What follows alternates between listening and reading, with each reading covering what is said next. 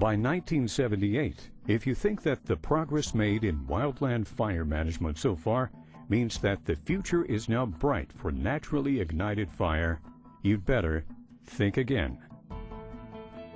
Nonetheless, for the time being, progress was proceeding forward for accepting and implementing these events, known then as prescribed natural fires.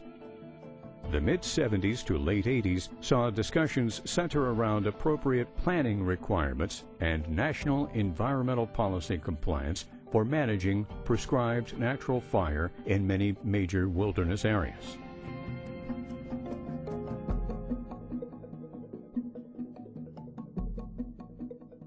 In 1978, California's Stanislaus National Forest implemented the first and, for many years, the only Forest Service Natural Fire Plan in that region. The plan allowed lightning fires to be managed in its immigrant wilderness and to cross into neighboring Yosemite National Park, and vice versa. Later on, California's Lassen National Forest and Lassen Volcanic National Park also collaborated to develop a similar plan that allowed natural fires to cross their agency's boundaries.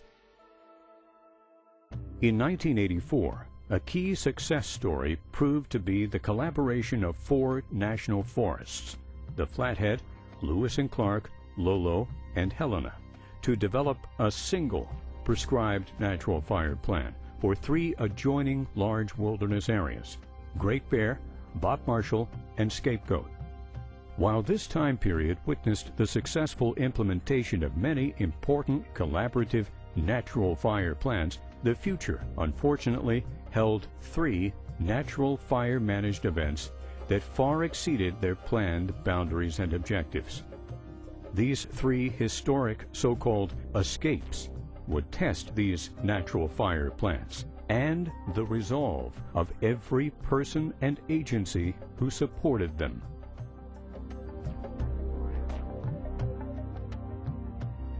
The 1978 Ouzel Fire in Rocky Mountain National Park marked the first time a prescribed natural fire genuinely threatened the community. This escaped natural fire represented a significant public relations and program support problem for the National Park Service. What's more, the Ouzel Fire sparked a perceived threat that people's homes were in jeopardy due to a federal agency's irresponsibility. A board of review investigating the Ouzel Fire concluded that the fire's planning was not properly implemented, did not adequately incorporate ecological information about Rocky Mountain National Park, and did not place enough emphasis on external considerations, such as adjoining development.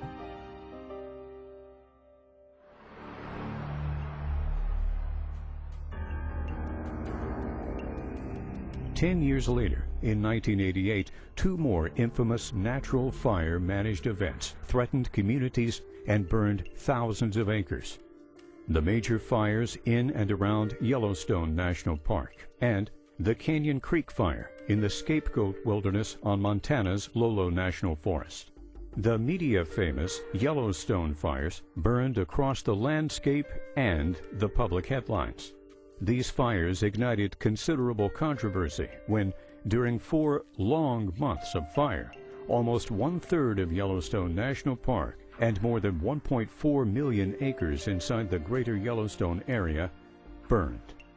The price tag for managing and suppressing these fires totaled more than $120 million taxpayer dollars.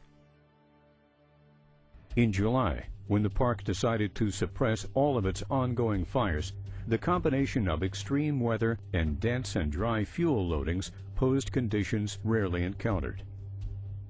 Temporary closures of the park and the threat to Old Faithful Geyser triggered major public relation issues for the National Park Service.